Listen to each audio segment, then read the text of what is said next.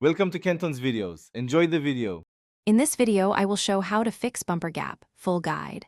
Start by measuring the gap and inspecting clips, bolts, and alignment points to identify the cause. Take photos for reference before removing parts so reassembly fits correctly. Keep fasteners organized and test fit before final tightening. If panels are warped, use gentle heat or a trim tool to reshape plastic. Seek help for major structural damage or rusted mounts. Finding the root cause is key, so check clips, brackets, and mount points closely. Measure gaps at multiple spots to determine whether the issue is localized or across the whole bumper.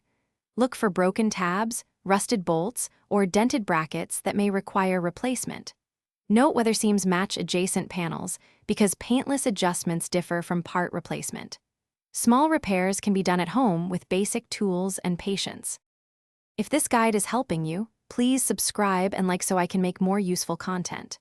Quick recommendation: upgrade your clean game with the Shark AI Ultra Robot Vacuum. Voice control makes hands-free cleanup while you fix bumpers a breeze, and it navigates around tools and parts.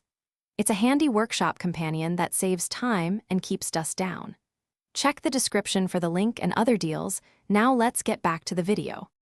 Begin repairs by replacing any damaged clips and tightening bracket bolts slightly, then recheck the gap. Use a heat gun on low and a soft block to coax warped plastic back into shape, taking care not to overheat paint. For subtle misalignment, add thin shims behind brackets or use longer bolts with washers to pull panels snugly. Always test fit multiple times and keep an organized parts tray to avoid losing small fasteners. Thanks for watching. Consider subscribing if we helped you.